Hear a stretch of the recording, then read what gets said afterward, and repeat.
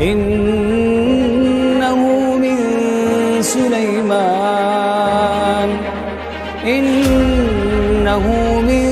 سليمان وإنه بسم الله الرحمن الرحيم.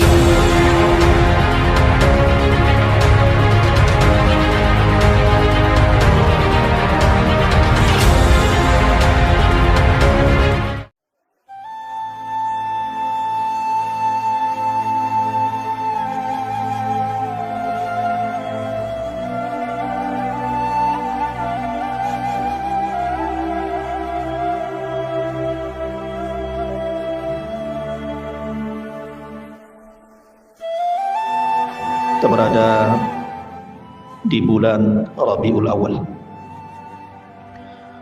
Artinya kita diingatkan dengan 3 peristiwa besar dalam sejarah.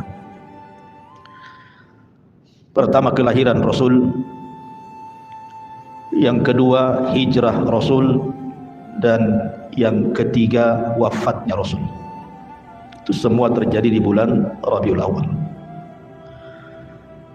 Artinya malam ini kita akan murajaah bagaimana kisah Nabi SAW dari awal sampai akhir secara ringkas. Karena ini pertemuan terakhir wafatnya Nabi SAW. Ma'asyiral muslimin yang dimuliakan Allah Subhanahu wa taala. Nabi SAW ketika diangkat menjadi Nabi dan Rasul, Allah Subhanahu wa ta'ala memberikan waktu terbaik atau zaman terbaik dari seluruh zaman-zaman setelahnya. Karena itu berdasarkan sabda Nabi SAW, khairun nas qarni, sebaik-baik zaman adalah zamanku. Artinya kita akan bercerita tentang masa ataupun zaman terbaik yang pernah ada dalam Islam. Itulah zaman di mana hidupnya Nabi SAW dan juga para sahabatnya. Bagaimana kisah kelahirannya? Bagaimana kisah diangkatnya menjadi Nabi dan Rasul? Bagaimana kisah dakwahnya? Bagaimana kisah Isra dan Mi'rajnya? Kemudian hijrahnya sampai peperangannya dan diakhiri dengan wafatnya Nabi SAW. Tentu ini memerlukan waktu, jadi saya minta sabar. Malam ini cukup panjang ceritanya. Ma'asyiral muslimin yang dimuliakan Allah Subhanahu wa taala. Nabi SAW mendapatkan gelar Abul Qasim. Diambil dari putra terbesar beliau, Qasim ibn Muhammad ibn Abdullah. Anak laki-lakinya banyak, diantaranya Abdullah dan juga Ibrahim.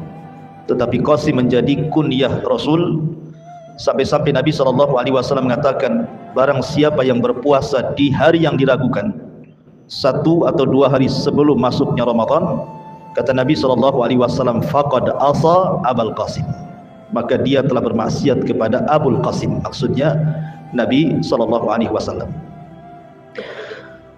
Nabi SAW terlahir dari keluarga yang suci, mulai dari ayahandanya, kakeknya, buyutnya, sampai kepada Adam. Tidak ada yang berzina. Kata Nabi SAW, kharajtu min nikahin, aku keluar dari keturunan nenek moyang yang semuanya menikah. Walam akhruj min sifahin min waladi Adam ila an waladani abi wa ummi, dan aku tidak pernah keluar dari sperma yang hina sejak zaman Adam sampai ibu bapakku melahirkan aku. Artinya secara nasab Rasul itu terpelihara. Dan kita tahu bahwa Nabi SAW adalah orang terbaik dari kabilahnya. Nabi mengatakan, innallaha astafa Kinanatan min waladi Ismail. Sesungguhnya Allah Subhanahu wa taala telah memilih Kinanah anak terbaik dari turunan Ismail. Wastafa Quraisyan min Kinanah, dan Quraisy adalah turunan terbaik dari kabilah Kinanah. Wastafa min Quraisyin Bani Hashim, dan Bani Hashim adalah turunan terbaik dari kabilah Quraisy. Wastafani min Bani Hashim, dan saya orang terbaik dari kabilah Bani Hashim. Artinya secara nasab, secara kabilah dan keturunan, Rasul itu bukan orang biasa, tapi orang yang terkenal kemuliaannya dari turun temurun. Adapun nasab Nabi SAW ma'ruf, orang tuanya namanya Abdullah ibnu Abdul Muttalib, ibundanya namanya Aminah bintu Wahbin.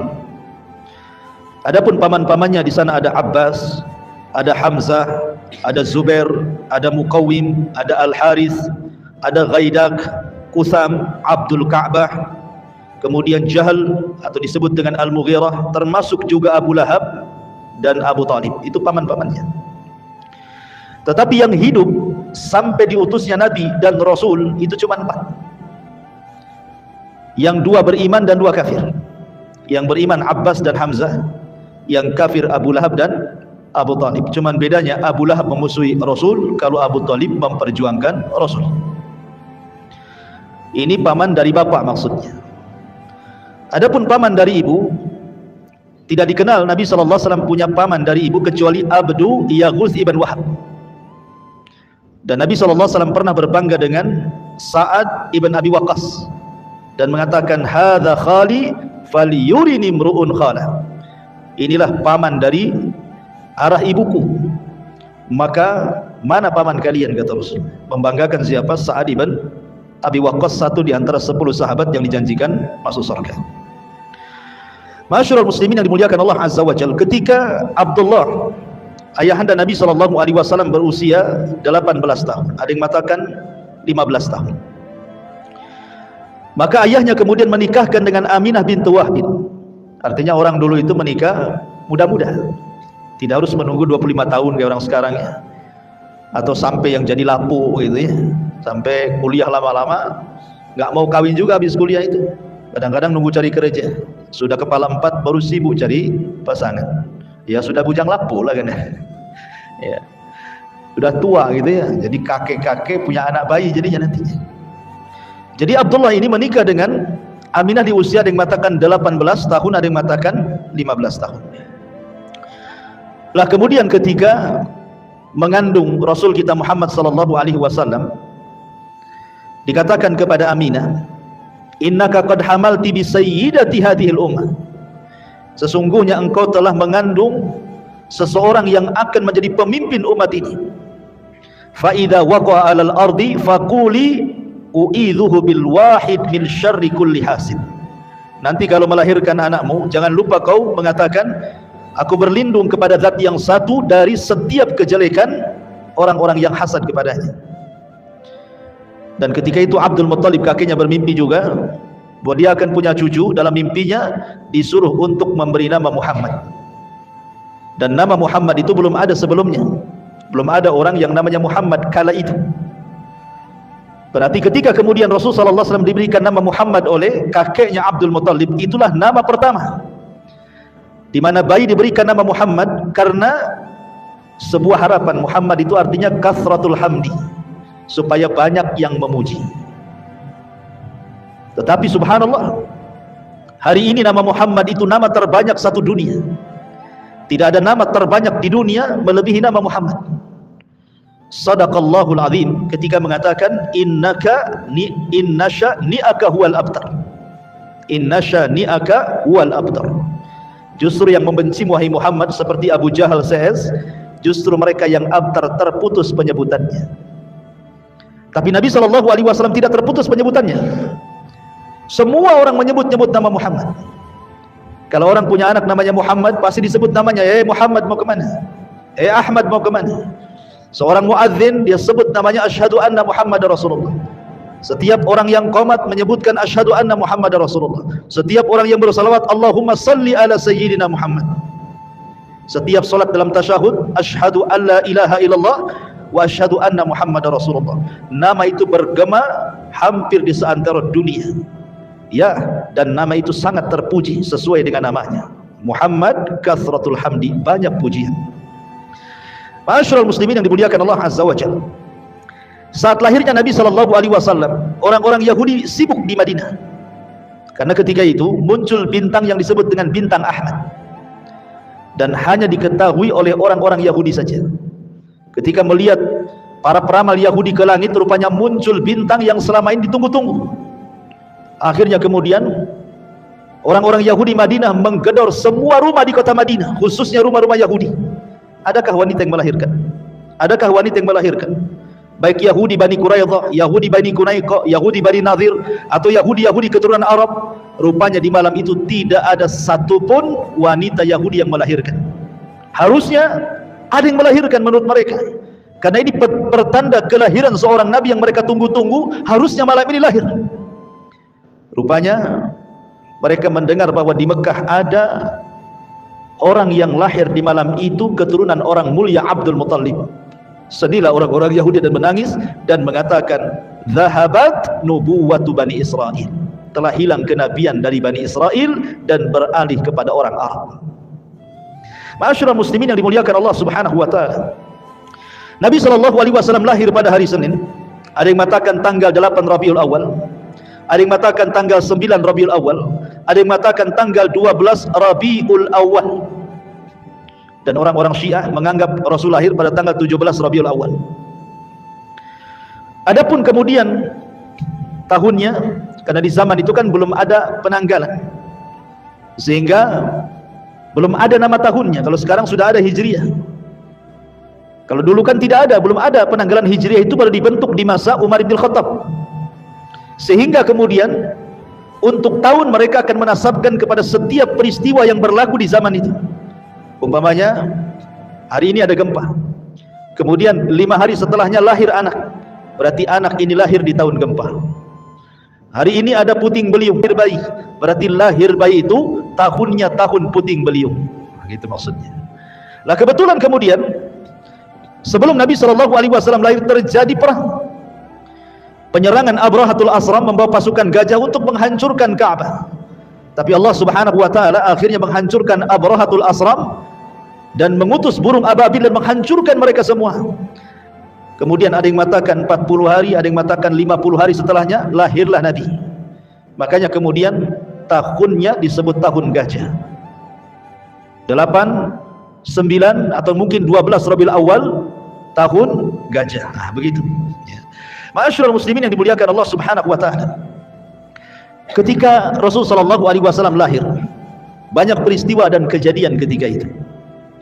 Walaupun sebagian riwayat hampir semuanya lemah, tapi masalahnya dicantumkan di banyak kitab-kitab sejarah. Seperti ketika Nabi sallallahu alaihi wasallam lahir, muncul bintang Ahmad yang sudah diketahui orang-orang Yahudi yang sudah saya katakan tadi. Kemudian juga api Majusi yang beratus-ratus tahun mereka menyembahnya tidak pernah padam. Tiba-tiba padam saat kelahiran Rasul. Kemudian 14 tiang istana Persia tiba-tiba roboh karena di saat kelahiran Nabi sallallahu alaihi wasallam. Ma'asyiral muslimin, termasuk juga tiba-tiba langit kemudian tidak bisa ditembus oleh syaitan dan jin. Dijaga oleh Allah Subhanahu wa taala karena kelahiran Nabi sallallahu alaihi wasallam. Dan banyak keanehan, tetapi ada satu keanehan yang disebutkan Nabi sallallahu alaihi wasallam sendiri. Dia menceritakan saat dia lahir terpancar cahaya yang terbentang antara barat dan timur. Seolah-olah cahaya itu menandakan bahwa orang ini kelak akan menguasai barat dan timur. Itulah Nabi sallallahu alaihi wasallam. Ma'asyiral muslimin yang dimuliakan Allah Subhanahu wa taala, ketika Nabi SAW lahir, yang pertama menyusui adalah tentunya Aminah. Tapi karena air susunya kurang bagus, akhirnya kemudian disusukan oleh salah seorang budaknya Abu Lahab namanya Thuwaibah. Ketika kemudian Thuwaibah menyusukan atau menyusui Nabi SAW menjadi ibu susuannya Nabi, Abu Lahab Thuwaibah. Lihat, pertama kelahiran Rasul, Abu Lahab itu senang. Saking senangnya dia merdekakan budaknya kan. Saking senangnya Abu Lahab itu dimerdekakan budaknya. Tapi siapa yang sangka belakangan dia orang yang paling pertama musuhi Nabi SAW juga. Pada saat kelahirannya dia orang yang paling bahagia. Saking bahagianya dimerdekakan Thuwaibah karena mau menyusui Nabi SAW. Bahkan ketika Nabi SAW sudah dewasa sekalipun dan menikah dengan Khadijah, kemudian punya anak wanita Ruqayyah dan Ummu Kulthum, keduanya dinikahkan dengan dua putra Abu Lahab. Baru setelah Nabi SAW jadi Nabi, maka Abu Lahab meminta kedua putranya menceraikan dua putri Nabi SAW. Begitulah bencinya Abu Lahab kepada Nabi SAW. Lah kebiasaan bangsa Arab, ikhwan, mereka selalu menitipkan anak-anak mereka di kampung-kampung. Untuk apa? Pertama, menjaga bahasa, karena di kota itu bahasanya sudah aneh-aneh ya. Jadi kepastian bahasa Arabnya kurang kalau di kota. Kemudian yang kedua, untuk kesehatan, karena khawatir di kota itu banyak wabah di zaman itu, sehingga untuk kesehatan bayi biasanya dititipkan di kampung sampai kemudian selesai masa susuannya atau beberapa tahun setelahnya baru dikembalikan. Termasuk juga untuk kekuatan fisik. Itulah kenapa kemudian adat istiadat di zaman itu. Jadi kalau seandainya seseorang melahirkan, maka akan dititipkan kepada badui supaya dirawat di badui beberapa tahun setelahnya. Nah, saat kelahiran Nabi SAW begitu juga, sama, banyak wanita-wanita dari Arab, dari Arab Badui, khususnya dari Bani Sa'diyah, yang ketika itu memang terkenal wanita-wanitanya pandai mendidik. Dan juga kebetulan memang terjadi paceklik hebat di Bani Sa'diyah itu, sehingga orang kesulitan. Akhirnya para wanita-wanita yang punya anak, karena kalau tidak punya anak kan tidak keluar dari susunya, maka mereka kemudian datang ke kota untuk menawarkan diri siap menyusui anak-anak kota dengan imbalan sekian dan sekian. Subhanallah, setiap ada wanita yang melihat bayi Nabi SAW, tidak ada yang mau, lewat gitu saja. Kenapa alasannya? Pertama, yatim, ayahnya meninggal ketika Rasul berada 4 bulan di kandungan ibundanya, sehingga kemudian kalau diambil, apa yang mereka akan dapat imbalan? Mereka tidak akan dapat imbalan. Makanya kemudian nengok bayi orang tuanya miskin, lewat gitu ya. Sampai akhirnya datanglah seorang wanita yang bernama Halimah As-Sa'diyah. Lah Halimah Sa'diyah, ikhwatu fiddin, muliakan Allah Subhanahu wa taala, dari Bani Sa'd ini, suaminya namanya Al-Haris ibn Abdul Uzza. Dialah wanita terakhir yang datang. Kenapa wanita terakhir yang datang? Pertama, dia miskin. Yang kedua, kendaraan yang ditungganginya adalah kendaraan yang kurus, sehingga tidak bisa menyusul kawan-kawannya. Kan di zaman itu bukan pakai mobil oplet gitu ya.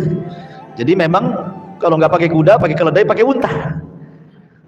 Jadi yang ditungganginya itu unta kurus, sehingga tidak bisa menyusul kawan-kawannya. Ketika sampai di kota Mekah, tidak ada satupun bayi kecuali sudah diambil, kecuali bayi Muhammad SAW. Kenapa? Karena nggak ada orang yang ambil masalahnya.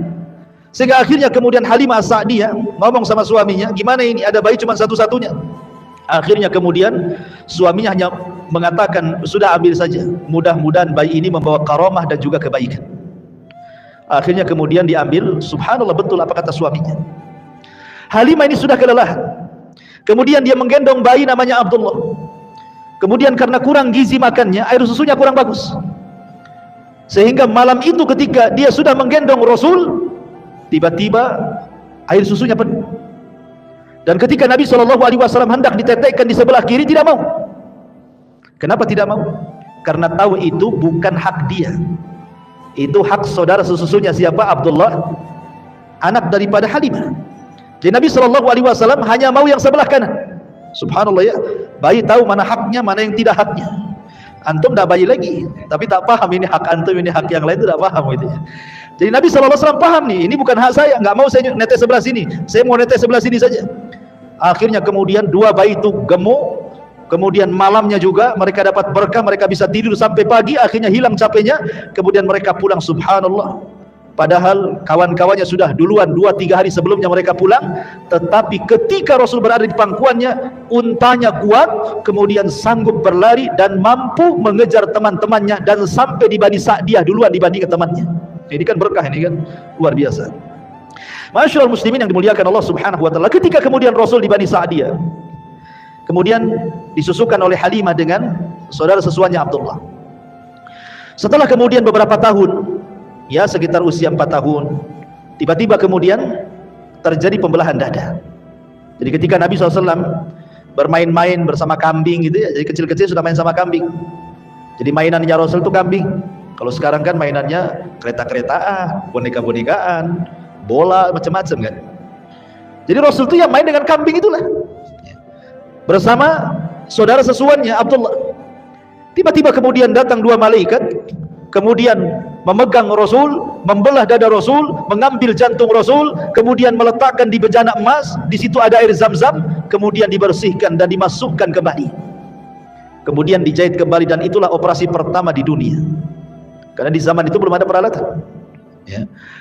Akhirnya kemudian ketahuan oleh Halimah bekas jahitannya, apalagi kemudian anaknya kemudian dengan polosnya menceritakan kejadian itu. Ketakutanlah Halimah, akhirnya kemudian mengembalikan Rasul kepada Aminah ibundanya, dan mengatakan kepada Aminah, saya hendak mengembalikan putramu wahai ibunda Aminah, saya takut putramu kena jin, katanya.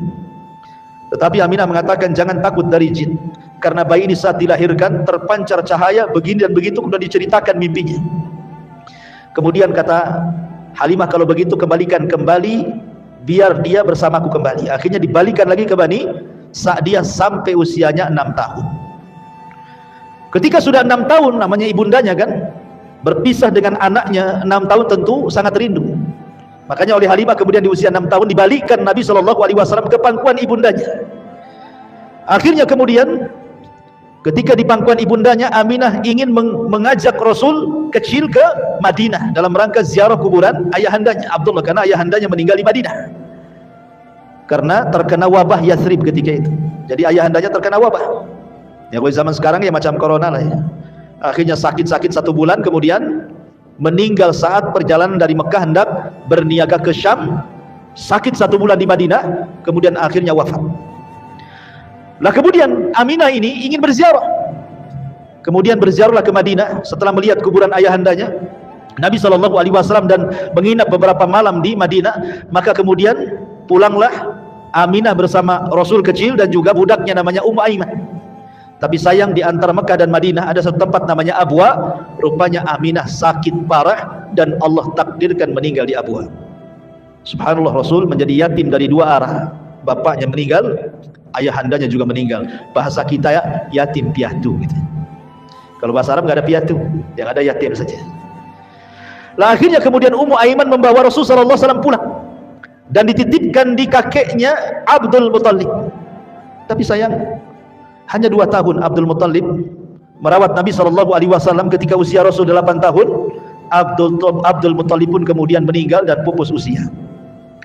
Kemudian Abdul Muttalib berwasiat kepada salah satu putranya Abu Talib ini untuk merawat cucunya Rasulullah SAW ini. Kenapa kemudian yang dipilih oleh Abdul Muttalib itu Abu Talib? Bukankah paman Rasul ada yang kaya? Abu Lahab kaya, Hamzah, ya kan? Kenapa mesti Abu Talib?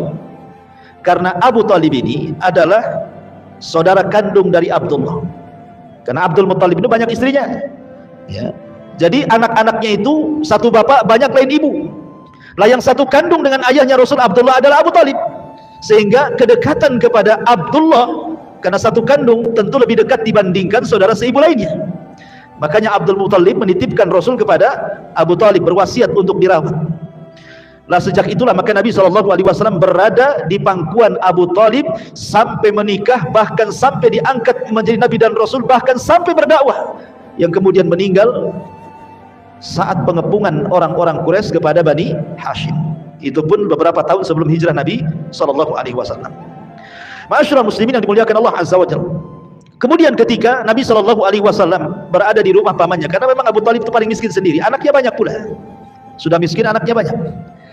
Tetapi Abu Talib sejak kecil Rasul memang lebih sayang kepada Nabi SAW dibandingkan kepada anak-anak yang lainnya. Luar biasa perlakuan Abu Talib itu kepada Rasul SAW. Wajar kalau kemudian Rasul sedih ketika Abu Talib meninggal karena tidak mengucapkan 2 kalimat syahadat, ya. Lah kemudian Nabi SAW ketika usianya 12 tahun, Abu Talib menghendaki untuk mengajarkan bagaimana cara menjadi seorang peniaga. Karena bagaimanapun orang-orang Arab, orang-orang Mekah khususnya di kala itu, mereka para peniaga handal. Jadi masuk ke urat nadi mereka, ke darah-darah mereka itu perdagangan, peniagaan. Ilmu bisnis itu sudah mengakar dan mengurat kepada orang-orang Quraisy itu, sampai Allah Subhanahu wa taala katakan li'ila fi Quraisyin ila fihim rihlatash syita'i was sayf. Jadi kebiasaan orang-orang Quraisy itu mereka suka mengadakan rihlah, safar untuk berniaga ke Yaman dan ke Syam. Jadi usia 12 tahun itu Nabi diajak oleh Abu Talib. Tapi sayang kemudian ketika sampai di sebuah tempat, maka kemudian dia berjumpa dengan seorang pendeta namanya Buhairah Rahib. Pendeta ini yang mencegat kafilahnya Abu Talib, karena pendeta ini seorang kahin, ada yang mengatakan seorang dukun ya. Ada yang mengatakan dia pendeta yang paling keras ekstrim di zaman itu, sampai diusir dari kanisahnya, kemudian hidup di padang pasir. Jadi dia ketika melihat tanda-tanda bahwa akan lewat seorang yang akan menjadi Nabi dan Rasul, jadi dia tiap hari itu nunggu, setiap ada kafilah dari Arab ditunggu sama dia. Lah ketika kemudian berjumpa dengan kafilahnya Abu Talib, tiba-tiba disetop, disuruh masuk ke rumahnya dan dijamu. Ketika betul apa yang diramalkan oleh dukunnya, tiba-tiba kemudian dia diperjumpakan dengan Nabi SAW ketika itu usianya 12 tahun. Dan ketika melihat tanda-tandanya, Buhairah Rahib yakin bahwa ini seorang Nabi. Ketika ditanya oleh Abu Talib, bagaimana kau tahu ya? Kau tidak melihat setiap dia berjalan, tidak ada satu awan kecuali akan menaungi di atasnya. Tidak ada satupun pohon dan batu kecuali akan salam kepadanya. Sebaiknya pulang lagi ke Mekah. Jangan meneruskan perjalanan ke Syam. Dikhawatirkan orang-orang Yahudi Syam tahu bahwa ia calon seorang Nabi, maka mereka akan membunuhnya. Balikan lagi ke Mekah. Akhirnya kemudian dibalikan lagi ke Mekah. Lah di Mekah ini, ikhwatu fillah muliakan Allah Azza wa Jalla, apa yang dilakukan Nabi untuk meringankan beban pamannya Abu Talib?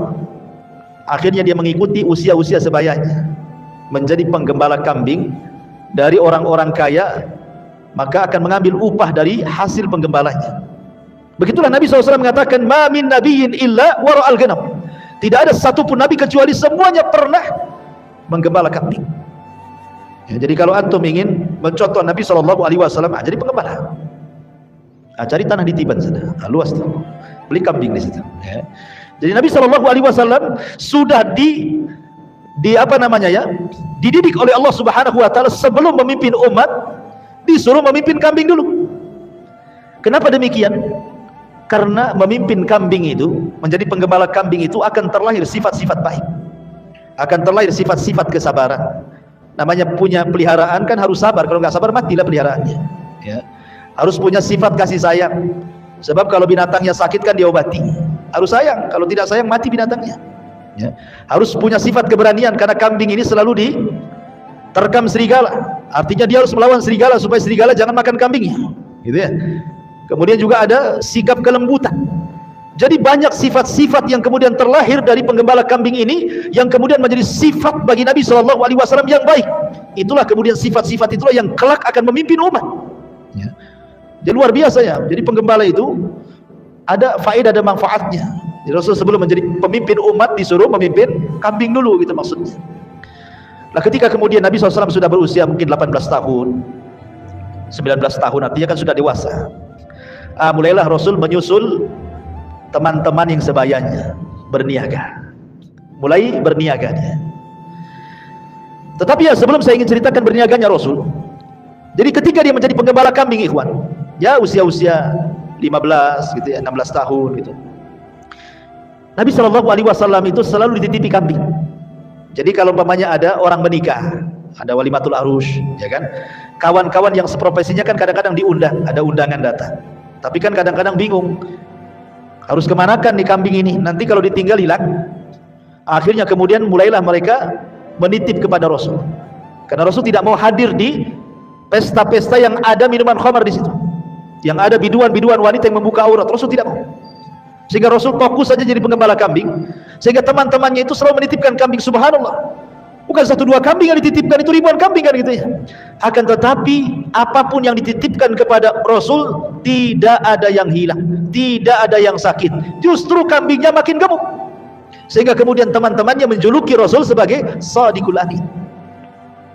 Jadi Rasul itu orangnya jujur, amanah, ya kan. Itu sejak menjadi penggembala itu kawan-kawannya selalu memuji Rasul, sehingga akhirnya kemudian tersebarlah sifat ini kepada teman-teman yang lainnya yang bukan sebagai penggembala kambing. Makanya kenapa Nabi SAW walaupun sudah diangkat jadi Nabi dan Rasul, akhirnya orang-orang musyrik pun masih menitipkan barang kan sama Nabi. Bahkan rumahnya Rasul Khadijah itu menjadi penitipan barang, atau mungkin kalau sekarang disilahkan bank syariat pertama lah, ya. Rasul itu membuat bank syariat pertama karena rumah Khadijah itu jadi wadah tempat penitipan barang. Akhirnya kemudian Ketika kemudian Rasul beralih profesi dari pengembala akhirnya jadi pedagang, mulailah kemudian makin harum namanya. Bagaimana kejujurannya dalam berniaga, bagaimana supelnya, bagaimana akhlaknya, bagaimana kejujurannya, dan begitu seterusnya, sehingga terdengar kepada seorang wanita tajirah, wanita miliarder, Khadijah bintu Khuwailid, wanita suci yang sudah menutup auratnya, padahal di zaman jahiliyah terbiasa buka aurat, tapi Khadijah sudah pakai jilbab. Makanya kenapa orang-orang Arab apabila keluar masuk ke rumah Khadijah, mereka mengatakan, aku masuk ke rumah wanita suci dan keluar dari wanita suci. Itulah ucapan orang-orang jahiliyah kepada Khadijah. Dakhaltu minat tahirah wa kharajtu minat tahirah. Mereka mengatakan seperti itu. Aku masuk ke rumah wanita suci, keluar pun dari wanita suci. Karena sudah menutup auratnya walaupun belum masuk Islam, Nabi aja belum diutus.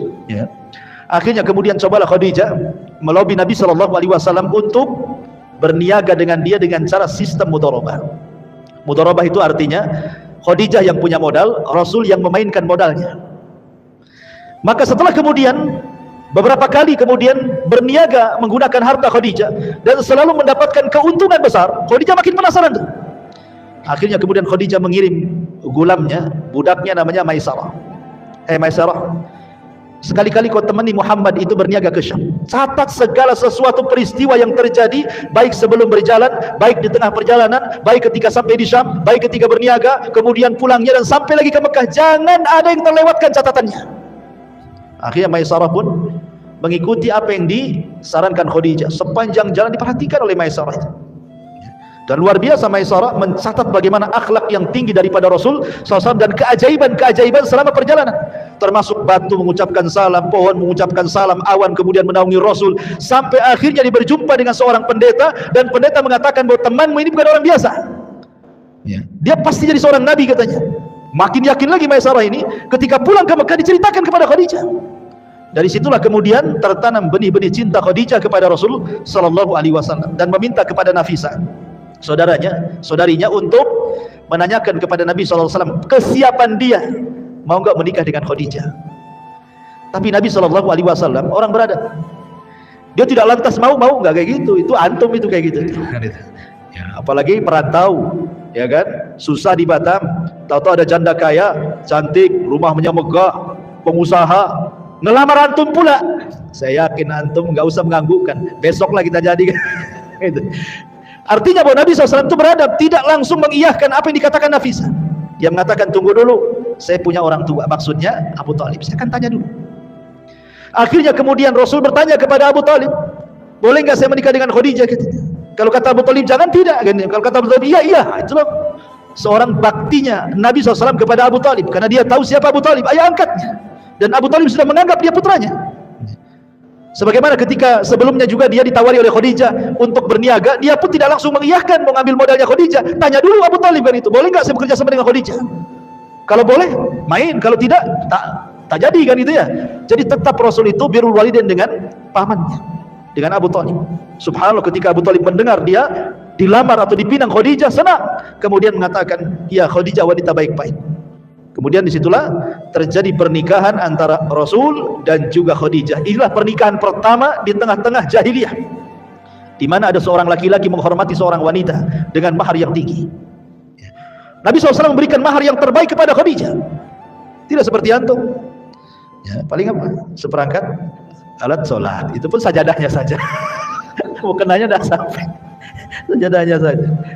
Jadi intinya bahwa Nabi SAW ingin memperlihatkan bagaimana cara memuliakan seorang wanita. Maka menikahlah akhirnya Rasul SAW dengan Khadijah, dan Khadijah kemudian setelah menikah memberikan seluruh kekayaannya kepada Rasulullah. Ini rumah milikmu, ini harta milikmu, ini modal milikmu. Sudah, saya jadi ibu rumah tangga saja. Coba seandainya antum menikah dengan janda kaya, ya, ada nggak seorang janda mengatakan ini mobil untuk, ini rumah untuk, kebun untukmu, rekening untukmu? Nggak ada. Yang ada, yuk kita ke notaris yuk, katanya. Ini punya saya, ini punya kamu, kan gitu kan. Tapi Nabi SAW, kenapa kok Khadijah sampai habis-habisan memberikan kekayaan kepada Rasul? Karena tahu siapa Nabi. Walaupun belum tahu dia akan jadi Nabi, tetapi Khadijah tahu akhlaknya kan. Akhirnya kemudian betul-betul Nabi SAW mengelola harta Khadijah sebaik mungkin sehingga bertambah. Disinilah Rasul berjumpa dengan para peniaga besar, berjumpa dengan Abu Bakar peniaga emas gitu ya, berjumpa dengan Utsman bin Affan, Abdurrahman bin Auf dan para peniaga Arab. Di sini kenalannya ketika menjadi peniaga besar, tujar akbar itu. Lah dari kemudian pernikahan Rasul dengan Khadijah lahirlah Qasim, tapi sayang masih bayi sudah meninggal. Abdullah juga lahir bayi meninggal juga. Ketika melihat Rasul sedih punya anak, karena di zaman itu anak laki-laki itu anak emas masalahnya. Anak perempuan itu tidak dipandang oleh orang-orang jahiliyah. Bahkan saking jahatnya orang-orang jahiliyah kepada anak perempuan itu dikubur hidup-hidup masalahnya. Dan itu difirmankan dalam Al-Quran, wa idza busyira ahadukum bil untha dhalla wajhuhu muswadda wa huwa kadhib. Apabila dihabar gembirakan kepada mereka akan kelahiran anak perempuan, marah mereka. Ya. Dan mereka akan menyembunyikan anak itu. Sebagian mereka dikuburkan hidup-hidup karena aib bagi mereka. Sehingga anak laki-laki itu berharga. Jadi wajar kemudian Nabi SAW sedih ketika kematian Ibrahim dan juga Qasim dan juga Abdullah. Kalau Qasim lahir sebelum diangkat jadi Nabi, kalau Abdullah saat baru diangkat jadi Nabi, itu lahirlah Abdullah. Maka dikasih nama Abdullah. Namanya nama bagus gitu ya. Lah akhirnya Khadijah melihat kesepian Rasul. Khadijah kebetulan punya budak namanya Zaid ya. Maka akhirnya kemudian Zaid inilah dihadiahkan kepada Rasul sebagai anak angkatnya untuk melipur lara gitu ya. Ya kan kadang kalau kita punya anak angkat dari bayi kan sudah terasa anak sendiri gitu kan. Jadi terobatilah anak-anak meninggal itu. Akhirnya Zaid pun sempat kemudian dinasabkan kepada Rasul, saking cintanya dengan Zaid sampai Rasul pernah mengatakan di hadapan orang-orang Quraisy, "Hadza Zaid ibn Muhammad." Anak ini namanya Zaid bin Muhammad. Tapi Allah turunkan ayat tidak boleh menasabkan anak angkat kepada bapak angkatnya. Allah mengatakan di awal-awal surat Al-Ahzab, "Ma ja'alallahu ad'iyaakum abna'akum ud'uhum li'abaihim wa aqsatu indallah." Tidak boleh anak angkat dinasabkan kepada angkat, tetapi berikanlah nasabnya kepada bapak asli, itu lebih adil. Akhirnya sama Rasul dibalikkan dari Zaid ibn Muhammad menjadi Zaid ibnul Harithah. Kemudian Nabi SAW juga punya anak perempuan yang paling besar namanya Zainab. Kemudian menikah dengan Abul As ibn Rabi, kemudian punya anak lagi Ruqayyah, menikah dengan Utbah, kemudian diceraikan, akhirnya menikah dengan Utsman, kemudian punya anak lagi Ummu Kulsum, menikah dengan Utaibah, diceraikan juga, akhirnya dinikahi Utsman juga setelah meninggalnya Ruqayyah, dan terakhir Fatimah yang dinikahi Ali bin Abi Thalib radhiyallahu anhu. Itu anak perempuannya. Anak laki-lakinya ada Qasim, ada Abdullah, ada Ibrahim, tapi Ibrahim bukan putra dari Khadijah, tapi putra dari budaknya Maryah Al-Qibtiyah. Dan itu ketika di ujung-ujung Nabi SAW berada di kota Madinah, di ujung-ujung akhir hayatnya, dikaruniai Ibrahim, tapi sayang 1 tahun 8 bulan juga meninggal Ibrahim. Ada apa? Kenapa anak-anak laki-laki Rasul tidak boleh hidup? Karena kebiasaan Nabi, kalau punya anak kemudian dia hidup, maka jadi Nabi lagi nanti. Sementara tidak ada Nabi setelah Rasul kan, makanya anak laki-lakinya tidak ada yang hidup kan. Karena kebiasaan Nabi kalau punya anak kemudian hidup, itu jadi Nabi biasanya. Contoh, Ibrahim punya anak Ismail jadi Nabi, punya anak Ishak jadi Nabi. Kemudian Ishak punya anak Yakub jadi Nabi. Yakub punya anak Yusuf jadi Nabi. Nabi Daud punya anak Sulaiman jadi Nabi. Kan itu ya. Tapi Nabi SAW tidak dikaruniai anak. Maksudnya tidak ada yang hidup sampai besar dan meninggal di waktu bayi. Karena salah satu penyebabnya, kalau seandainya masih hidup, anak Nabi SAW dikhawatirkan jadi Nabi. Dan Rasul mengatakan, la nabiyya ba'di, tidak ada Nabi sepeninggalku, kata Rasul. Tidak ada Nabi sepeninggalku ya. Kemudian juga yang kedua, boleh jadi supaya hikmahnya kenapa putra-putra Rasul tidak ada yang hidup sampai besar, dikhawatirkan nanti ada yang gulu, boleh jadi kemudian memuji dan menyembahnya, kan itu ya. Karena anak Nabi masalahnya kan itu ya. Jangankan anak-anak Nabi, cucu Nabi Hasan Husain aja ada yang menyembah kan itu ya. Orang Syiah itu menyembah Hasan Husain ya. Ma'asyiral muslimin yang dimuliakan Allah Subhanahu wa taala. Kembali. Jadi ketika Nabi SAW kemudian mulai berniaga, berjumpa dengan tujar yang besar-besar, para peniaga seperti Abu Bakar, Utsman, Abdurrahman bin Auf dan yang lainnya, yang kelak justru teman-teman seprofesi peniaga itu justru masuk Islam awal-awal kan. Kenapa? Karena mereka tahu saat berinteraksi dengan Rasul, saat berniaga, tahu akhlaknya, tahu amanahnya, tahu kejujurannya, dan begitu seterusnya kan itu. Lah ketika Nabi SAW kemudian di usia 15 tahun terjadi apa yang disebut dengan perang Fujar namanya. Rasul juga terlibat dalam perang Fujar di sini. Kemudian setelahnya ada namanya Hilful Fudul juga, Rasul terlibat di situ juga gitu. Artinya sampai ketika kemudian Ka'bah di usia 17 tahun atau 18 tahun kan, Ka'bah itu kan sempat hancur separuh tuh. Ya, karena terkena banjir. Akhirnya kemudian oleh orang-orang Quraisy dirobohkan Ka'bah itu. Ketika hendak merobohkan gak ada yang berani. Kenapa? Karena masih teringat dengan kisah Abraha. Jangan-jangan kalau dirobohkan datang pula Ababil kan itu. Sehingga ada seseorang yang paling tua di antara mereka namanya Al-Walid ibn Mughirah. Dia membawa palu dan mengatakan, biar aku saja yang menghancurkan, karena aku tidak hendak meniat buruk. Pasti tidak akan ada apa-apa. Kalaupun ada apa-apa, biar saya yang mati, katanya. Akhirnya mulailah dia robohkan sedikit-sedikit. Ternyata tidak ada ababil, tidak ada azab, tidak ada bala. Maka rame-ramelah orang Quraisy merobohkan Ka'bah, kemudian membangun kembali. Masalahnya, sejahat-jahatnya orang-orang kafir Quraisy, ketika membangun Ka'bah tidak mau mereka menggunakan dana haram. Tidak mau hasil togel, tidak mau hasil judi, tidak mau. Ya, pokoknya hasil-hasil yang haram, korupsi itu tidak mau. Betul-betul harta halal gitu ya. Karena hartanya harta halal sehingga tidak banyak. Karena tidak banyak itulah akhirnya bangunan Ka'bah tidak sempurna. Yang tadinya segi panjang bangunan Ibrahim itu, ya kan? Akhirnya cuman separuh jadi kotak. Jadi separuhnya dibuat lingkaran pakai tembok gitu ya. Kan kita lihat kalau gambar Ka'bah begini, di sini ada tembok melingkar kan, itu namanya Hijr Ismail. Dulu masuk tuh di dalam tuh. Tapi karena kurang dana terpaksa dikeluarkan, dan ya hanya separuh saja yang dibangun kan itu. Walaupun sempat kemudian di zaman Abdullah ibn Zubair dimasukkan, tapi dihancurkan lagi di zaman Abdul Malik ibn Marwan. Intinya bahwa Rasul ikut juga kemudian membangun Ka'bah itu. Lah ketika peletakan Hajar Aswad itu yang kemudian banyak masalah. Masing-masing kabilah ingin meletakkan Ka'bahnya masing-masing dan hampir perang. Tapi kemudian akhirnya orang bijak mereka mengatakan, tunggu, yang berhak memindahkan itu orang yang keluar dari sana, katanya. Rupanya yang keluar Rasulullah gitu ya. Ketika Nabi SAW kemudian disuruh mengangkat batu Hajar Aswad itu, kata Rasul, tidak, ini kerja rame-rame, kerja bareng-bareng, kerja bakti. Sebaiknya ambil kain, kemudian diletakkan di atas kain itu, masing-masing kabilah megang ujungnya. Akhirnya semua kabilah mengangkat Hajar Aswad dan meletakkan di situ. Lihat bagaimana Rasul bisa menyatukan umat saat itu padahal belum diangkat jadi Nabi dan Rasul. Singkat cerita, akhirnya Nabi SAW kemudian setelah menikah dengan Khadijah, kemudian punya anak laki-laki dan perempuan. Kemudian Nabi SAW betul-betul di puncak popularitas, di puncak karir, kekayaannya makin melimpah gitu ya, persahabatannya makin luas. Karena juga bagaimanapun namanya seorang peniaga itu akan lebih banyak relasi dibandingkan bisnis yang lain, karena dia kan kesana kemari gitu ya. Lain dengan orang PT, ya sesama PT aja dia kenal, ya kan. Orang kantor ya sesama kantor aja. Kalau peniaga walaupun jual es cincau kemana-mana kenal orang semua, kenal, masuk gang sana gang sini semua dimasuki dia. Jadi pedagang itu lebih luas ya jangkauannya gitu ya. Lah ketika di usia Nabi SAW ke 37 tahun, itu di puncak karir beliau, betul-betul sudah kaya raya. Apalah yang dikehendaki Nabi coba?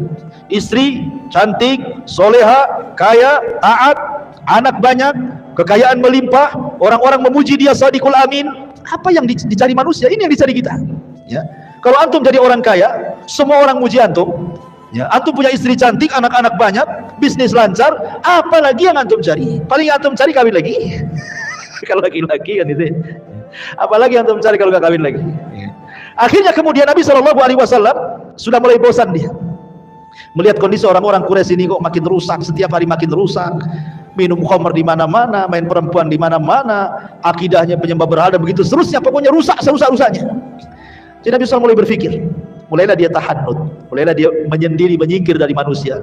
Kadang-kadang ke Musdalifah, kadang-kadang ke Mina, ya, kadang-kadang ke tempat-tempat, pokoknya jauh dari manusia, ingin tafakur. Sampai pada waktunya 6 bulan sebelum diangkat jadi Nabi dan Rasul, tiba-tiba Rasul selalu bermimpi. Mimpinya itu aneh, karena malamnya mimpi, nanti beberapa hari jadi kenyataan, nanti mimpi lagi beberapa hari jadi kenyataan.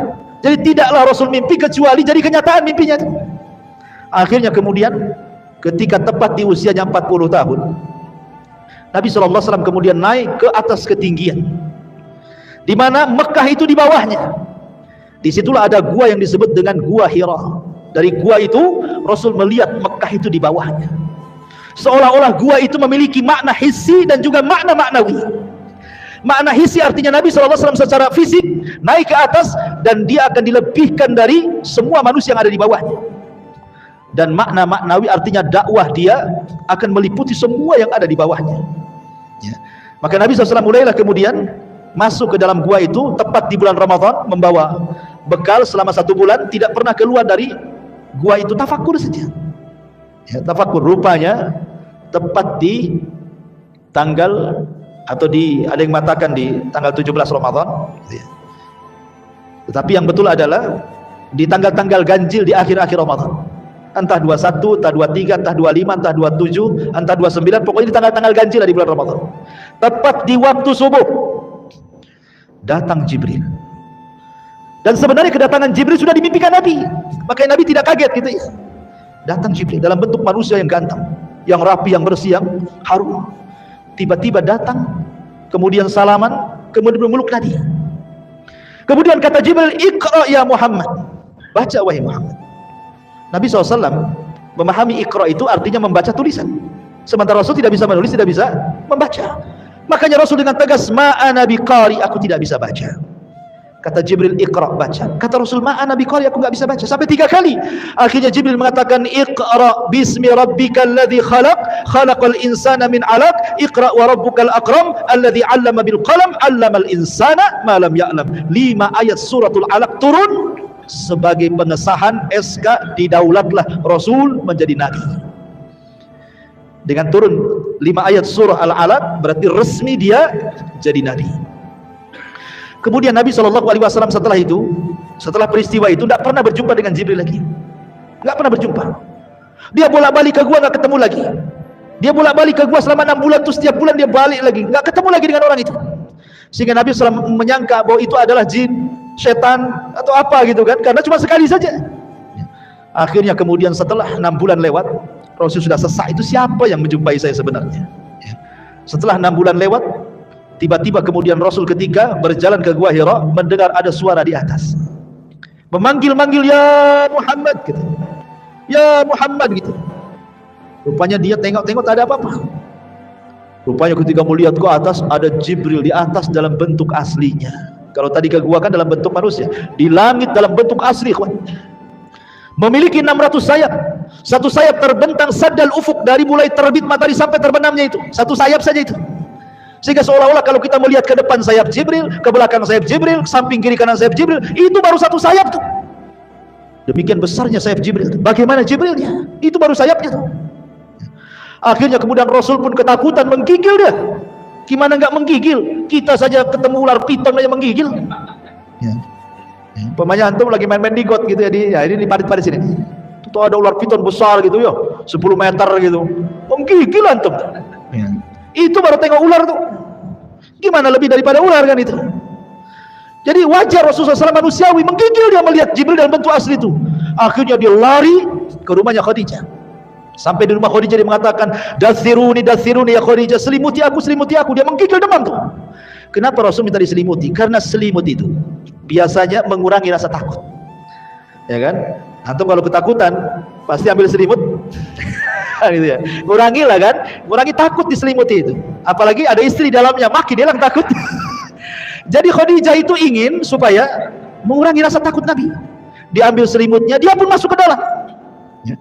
Kemudian dirayu Nabi SAW, diingatkan kebaikannya. Kata Khadijah, "Orang sepertimu wahai suamiku, la yukhzikallahu abada." Demi Allah tidak ada yang menghinakan kamu. Apa yang kau lihat peristiwa itu bukan pertanda kau akan dihinakan, tidak. Kau ini orang baik, kau ini kalau ngomong jujur, kau suka menghormati tamu, kau suka nolong orang, nggak akan terjadi apa-apa, kata Khadijah. Kan enak kalau punya istri kayak gitu.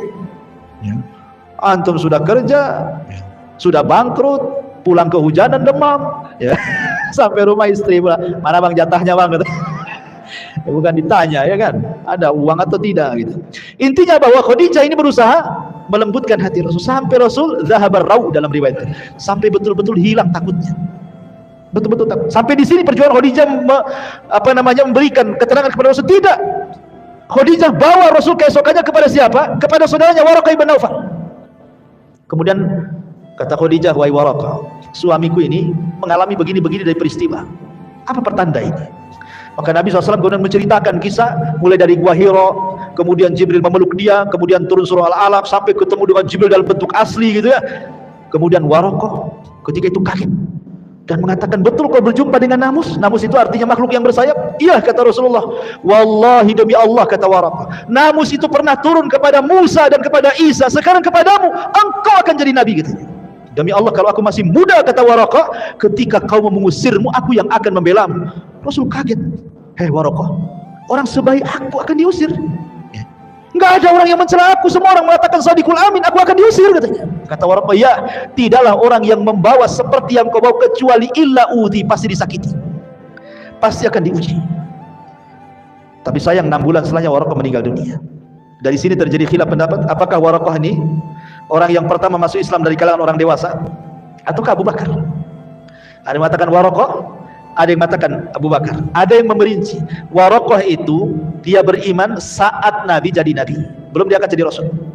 Tapi Abu Bakar adalah masuk ke dalam agama Rasul saat dia sudah jadi Nabi dan jadi Rasul. Ada yang kemudian berusaha menjamak seperti itu, ya. Jadi kalau Waraqah itu hanya sebatas beriman. Kalau Abu Bakar bukan hanya beriman tapi mendakwahkan, gitu maksudnya. Baik, kembali. Jadi setelah kemudian Nabi SAW diberi nasihat oleh Waraqah supaya sabar, macam-macam lah. Apa yang kau hadapi ini luar biasa. Nanti akan diingatkan lagi pesannya Waraqah ini saat kematian Khadijah masalahnya. Oleh Khadijah itu akan diingatkan lagi. Nah, akhirnya kemudian setelah Nabi SAW kemudian agak tenang, tidurlah di malam hari.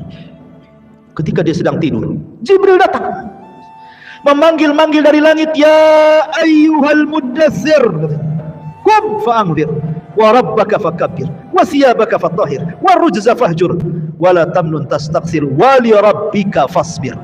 Turun surah Mudatsir. Terkejut Nabi, ya, karena Jibril mengatakan, membawakan firman Allah, ya ayyuhal muddatsir, hai orang yang berselimut, qum, berdiri, fa'anzir, kau sudah boleh memberikan peringatan kepada manusia. Jadi kalau apa bedanya nubuah dengan kerasulan itu? Kan nubbi abil alaq wa ursila bil mudatsir. Diangkat dari Nabi dengan turunnya 5 ayat surah Al-Alaq, dan diangkat menjadi Rasul dengan turunnya 5 ayat surah Al-Mudatsir. Kalau nubuah itu belum ada perintah untuk tabligh, belum ada perintah untuk menyampaikan risalah, hanya disuruh beriman, ya kan? Tetapi kalau sudah Rasul, ini bukan hanya beriman tetapi sampaikan kepada manusia. Akhirnya mulailah Nabi SAW ketika turun ayat ini, dia panggil Khadijah, ya Khadijah, sesungguhnya saya Rasulullah. Qul, katakan, asyhadu an la ilaha illallah wa anni Rasulullah, katanya. Maka Khadijah langsung mengatakan asyhadu an la ilaha illallah wa annaka Rasulullah. Maka dialah orang yang pertama kali beriman sebelum ada orang yang beriman. Belum ada orang laki-laki beriman, belum ada anak-anak beriman. Khadijah yang pertama kali mengucapkan asyhadu an la ilaha illallah wa annaka Rasulullah. Makanya ketika Aisyah radhiyallahu anha menikah dengan Rasul kemudian cemburu, karena Rasul SAW selalu menyebut-nyebutkan kebaikan Khadijah, padahal sudah meninggal orangnya. Kata Aisyah, Rasul, kenapa lah kau ini menyebut-nyebut nenek-nenek, maksudnya yang sudah tua. Khadijah sudah tua, sudah meninggal pun di hadapanmu ada gadis cantik, katanya. Cemburu Khadijah, ya. Kata Nabi SAW, ya Aisyah, jangan kau bandingkan kau dengan Khadijah. Khadijah orang yang pertama beriman saat manusia kufur. Khadijah yang pertama kali membenarkan saat manusia mendustakan. Khadijah yang pertama kali menginfakkan seluruh hartanya di saat manusia bakhil. Dari perut Khadijah semua lahir keturunanku. Apa kau bisa berbanding dengan Khadijah? Ya, nggak bisa. Ya.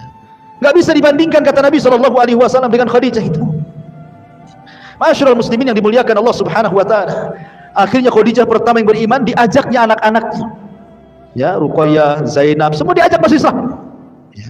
Termasuk kemudian budaknya Zaid ibn Harithah masuk Islam. Termasuk Ali bin Abi Thalib yang ketika itu jadi anak angkat Rasul di usia 10 tahun juga diajak masuk Islam. Artinya Rasul dimulai dari keluarga. Istrinya, anak-anaknya, anak angkatnya, budaknya, semua masuk Islam. Baru kemudian keluar, berjumpa dengan Abu Bakar, akhirnya masuk Islam. Abu Bakar kemudian ngajak Utsman masuk Islam, ngajak Tolha masuk Islam, Abdurrahman bin Auf masuk Islam, Abu Ubaidah bin Jarrah masuk Islam. Akhirnya 10 sahabat yang dijanjikan masuk surga rata-rata Islam di tangan Abu Bakar. Dan itu berlangsung selama 3 tahun, yang disebut dengan dakwah sirriyah, namanya dakwah door to door, sembunyi-sembunyi. Setelah kemudian 3 tahun lewat, maka Nabi SAW diperintah untuk menjaharkan dakwah. Turun ayat, wa anzir ashiratakal aqrabin, hai Muhammad, peringatkan orang-orang luar dari kerabatmu. Maka Nabi SAW kemudian keesokan harinya bangkit di Bukit Safa. Dia panggil-panggil kerabatnya, hei Bani Hashim, kemari. Semua dipanggil. Kemudian Nabi SAW mengajak mereka ke dalam tauhid. Awalnya Rasul tidak langsung menyampaikan tauhid, tetapi Rasul ingin meyakinkan bahwa dia masih didengar. Kata Nabi SAW, bagaimana pendapat kalian kalau ada tentara di belakang Bukit Abi Qubais ini, yang sekarang jadi istana raja itu, Bukit Abi Qubais, ada tentara yang akan menyerang kalian. Percaya nggak dengan ucapan? Mereka mengatakan, percaya wahai Muhammad, karena engkau tidak pernah berdusta. Ya. Jadi kalau orang yang jarang berdusta kalau ngomong pasti dipercaya. Kalau orang banyak dusta sekali ngomong, walaupun benar, hoax kan gitu. Hoax gitu. Padahal benar tuh, karena dikenal suka dusta masalahnya. Artinya bahwa kalau orang suka jujur, maka ditulis di hadapan Allah dan distempel dahinya, engkau ini penjujur. Manusia pun percaya dengan dia. Tapi kalau orang dusta itu susah dipercaya. Ya, nitip dompet mau wudu saja, nggak percaya sama dia. Saya bawa aja gitu. Masyaallah muslimin yang dimuliakan Allah Azza wa Jalla. Akhirnya kemudian Nabi SAW mulai mendakwahi kerabatnya. Saat Rasul menyampaikan tauhid, mengajak manusia di tengah-tengah kerabatnya, rupanya di tengah-tengah kerabatnya muncul pamannya Abu Lahab. Maki-maki Rasul, marah-marah mengatakan, ya Muhammad, alihada jama'atan. Muhammad, untuk ini kau kumpulkan kami. Saya kira untuk apa? Taban laka sairul yaum, celaka engkau dari mulai awal sampai akhir gitu. Celaka engkau. Dicaci maki Rasul di hadapan orang. Rasul ini dia berakhlak. Ini pamannya. Ya. Jangankan kepada pamannya, kepada orang lain pun Rasul tidak akan menjawab cacian dengan cacian, makian dengan makian. Rasul diam sajalah dicaci maki. Dan itu akhlak Nabi. Ya, kalau kita kan tidak bisa. Dia caci kita maki balik. Gitu ya. Nah, Rasul diam saja, dicaci maki pamannya di hadapan orang lagi, ikhwan. Kan memalukan itu. Tapi Rasul diam. Tapi Allah diam? Tidak. Allah tidak diam. Man 'ada li waliyan faqad adzantuhu bil harb. Siapa yang memusuhi waliku, maka dia telah mengumandangkan perang bersamaku, kata Allah. Tidak bisa. Allah kemudian mengutus Jibril. Jibril, sampaikan kepada Rasulku. Akhirnya Allah menitipkan wahyu kepada Jibril. Kemudian Jibril datang kepada Rasul. Rasul masih sedang berdiri di Bukit Safa. Orang-orang Arab masih ada di situ. Kerabat-kerabatnya. Tiba-tiba Jibril memasukkan ke dalam hati Rasul suratul Lahab. Suruh dibaca di depan manusia. Maka Rasul mengatakan, a'udzu billahi minasyaitonir rajim, bismillahirrahmanirrahim, tabbat yada abi lahab wa tab. Celaka kedua tangan Abi Lahab, wa tab, dan celaka. Ma agna anhu maluhu wa ma kasab. Harta dan anaknya percuma, tidak bermanfaat di hadapan Allah. Saya selana rong datalahab, dia akan masuk ke neraka yang menyala-nyala. Wa imra'atuhu, istrinya juga sama, Ummu Jamil Arwa bintu Harb itu, hammalatal hatab, bawa kayu bakar ke sana kemari. Fi jidiha hablum min masad. Nanti di akhirat kalung yang dijual untuk musuh Nabi akan diganti dengan kalung sabut kelapa dan akan menyala di lehernya. Orang Arab itu, mereka tidak pernah mendengar Quran. Baru kali itulah mereka mendengarkan Quran. Sehingga mereka menyangka itu syair. Dan mereka terbiasa menghafal syair. Ketika Rasul menyebutkan tabbat yada abil, karena ini pendek, terekamlah di otak-otak orang-orang yang hadir di situ. Disangkanya Rasul sedang bersyair. Pulanglah setelah kejadian itu, mereka pun membaca di rumah ini tabbat yada, di situ tabbat yada, di pasar tabbat yada. Apa enggak stres Abu Lahab itu? Stres Abu Lahab itu juga kan. Karena semua baca tabbat yada disangka syair. Di mana-mana baca tabbat yada itu. Subhanallah. Dan Allah Subhanahu wa taala Maha Adil. Karena Abu Lahab yang pertama kali memusuhi Rasul sebelum ada Abu Jahal dan yang lainnya, Allah letakkan surah Tabbat itu di surat yang paling pendek dalam juz amma. Allah tidak sisipkan di Al-Baqarah, di Al-Imran, nanti jarang orang baca. Ya. Tapi Allah letakkan di surat yang paling pendek di juz amma, sehingga orang semua hafal, anak kecil hafal, antum hafal. Ya. Bahkan imam itu tabas terus tuh kalau baca. Seolah-olah Abu Lahab ini dikutuk sampai kiamat tuh sama imam-imam tuh. Coba bayangkan ya, al-jaza min jinsil amal nih kan, balasan itu sesuai dengan amalannya. Akhirnya kemudian Arwa bintu Harbin atau Ummu Jamil kunyahnya mendengar suaminya diejek dengan turunnya surah Alam. Dia kan gak hadir di majelis itu. Marah dia sama Rasulullah SAW. Dibawanya batu. Dicarinya Nabi SAW. Rupanya Rasul sedang duduk bersama Abu Bakar bersender di kiswah Ka'bah. Dari kejauhan kata Abu Bakar, Rasul, ada istrinya Abu Lahab. Ingat, Arwa bintu Harbin bukan orang biasa. Arwa bintu Harbin ini saudarinya Abi Sufyan. Abi Sufyan ini sekelas Abu Jahal, pemimpin Quraisy. Bahkan dia yang memimpin orang-orang Quraisy di perang Uhud sehingga kaum muslimin kalah. Jadi Arwa bintu Harbin ini saudari daripada Abi Sufyan bintu Harbin. Ya, karena Abu Lahab itu orang kaya. Dari paman Rasul yang paling kaya itu Abu Lahab. Kemudian ganteng, maka disebut Lahab. Kenapa Abu Lahab disebut Abu Lahab? Karena gantengnya. Orang Arab menyebutnya Abu Lahab. Lahab itu artinya cahaya yang keluar dari api, saking gantengnya. Ya. Jadinya Abu Lahab itu juga dapat istri, bukan orang sembarang kan, bukan wanita kaleng-kaleng kan gitu ya. Tentu wanita pejabat juga ya kan, menikah. Jadi Abu Bakar dikejar, ngapain tuh Arwa bintu Harbin mau kesini wahai Rasul? Biarin aja, biarin. Engkau akan lihat sendiri kita. Ketika sudah sampai di depan Rasul, Allah butakan matanya. Nabi di depannya nggak kelihatan. Kata Arwa bintu Harbin, ya Abu Bakrin, aina sahibu? Mana kawan? Abu Bakar lirik-lirik Rasul. Rasul lagi ngasih tanda saja. Ya. Kok bisa lihat depannya, kok nggak nampak dia? Kemudian kata Abu Bakar, "Masya Anukia, Ummu Jamil, mau apa kau mencari temanku?" Maksudnya Rasulullah SAW. Maka dia mengatakan, "Balagani," katanya, "telah sampai kepadaku," katanya kan, bahwa dia mencela suamiku. Kemudian dia membacakan bait syair, "Muzammaman asaina wa amrahu qalaina," ila akhir syair itu. Dia menyebut Muhammad itu menjadi muzammam. Muhammad itu artinya banyak pujian, muzammam itu banyak celaan. Aina muzammam, mana muzammam, katanya. Sambil pegang batu. Kata Abu Bakar, mau apa kamu itu? Kata Ummu Jamil Arwa bintu Harbin, "Lau ra'aituhu la aqamnahu bihadzal hajar fa." Kalau aku lihat akan ku lempar batu ini di mulutnya, katanya. Kurang ajar dia, katanya. Terus pergi. Ya. Kata Rasulullah, "Lihat wanita itu, ya Abu Bakar. Dia tidak sedang mencela aku. Dia tidak menyebut Muhammad tapi muzammam," katanya. Siapa muzammam itu? Namaku kan Muhammad, katanya. Dia salah orang, katanya. Harusnya dia Muhammad. Saya kan bukan muzammam, saya Muhammad, katanya. Muhammad itu banyak pujian, muzammam terbalik banyak celaan. Dia salah orang, katanya. Biarkan saja, katanya. Allah sudah butakan matanya, katanya. Dan itu awal Abu Bakar menyaksikan mukjizat Nabi. Ya, nggak bisa kelihatan, itu mukjizat. Ya, jangan seperti orang dulu kalau ingin punya ilmu nggak kelihatan, maling pocong apa? Kali Jumat, tali pocong, ya kan? Nah, siapa yang mati nyari Jumat, digali, ambil tali pocongnya, nanti taruh diikat di kepalanya, nanti nggak nampak itu. Syaratnya telanjang, katanya. Iyalah, orang nggak nampak nggak boleh nengok. Kan itu. Tapi masyarakat muslimin yang dimuliakan Allah Azza wa Jalla. Intinya bahwa akhirnya kemudian permusuhan Abu Lahab dengan Ummu Jamil luar biasa kepada Nabi. Ya. Bahkan Ummu Jamil ini sampai dia ambil kalungnya untuk dijual. Ya. Dijual untuk apa? Biaya menyebarkan hoax. Jadi dia, karena kan teman-teman mamanya banyak kan, jadi ngerumpilah di teman-teman mamanya itu, adu domba sana sini, makanya disebut hammalatul hatab. Ya, adu domba ke sana kemari. Jadi kalau Ummu Jamil menyakiti Rasul dengan lisannya, dengan cara menyebarkan hoax, kalau Abu Lahab dengan fisiknya, naruh kotoran di depan pintu Nabi. Ya, sampai ketika Rasul SAW melihat setiap hari ada kotoran di pintu rumahnya, Rasul mengatakan, "Apakah begini akhlak Arab, wahai saudara-saudaraku?" katanya. Datang Hamzah, belum masuk Islam Hamzah itu, masih kafir. Mendengar bahwa banyak kotoran di rumah pintu Rasul dan itu dilakukan oleh pamannya, Abu Lahab marah dia. Walaupun dia masih musyrik. Dia datang ke rumah Rasul, diambilnya kotoran, dicarinya Abu Lahab. Ketika sudah ketemu, diletakkan di kepalanya, katanya. Kemudian mengatakan, "Hei Abu Lahab, kau jangan macam-macam dengan ponakanku si Muhammad, karena aku sudah mengikuti agamanya." Padahal belum, dia pura-pura saja supaya ingin membela Rasulullah SAW, karena sudah keterlaluan, bukan akhlak Arab ini. Jadi sampai seperti itu, akhirnya justru kata-kata itu menjadi sebuah kebaikan. Akhirnya Hamzah masuk Islam, kan itu. Makanya kalau kita mengatakan sesuatu terkadang jadi doa. Katakan yang bagus-bagus, jadi doa. Seperti memangnya contohnya ibunya saya Sudes gitu ya. Pernah saya ceritakan, saya Sudes itu kan kecil-kecil nakal dia. Ya namanya anak-anak remaja kan nakal biasa. Nah, jadi kalau sudah nakal itu ibunya sudah pening kepala, apa katanya? "Hei saya Sudes, daripada kau nakal ke Masjidil Haram sana. Mudah-mudahan jadi imam kau di sana," katanya.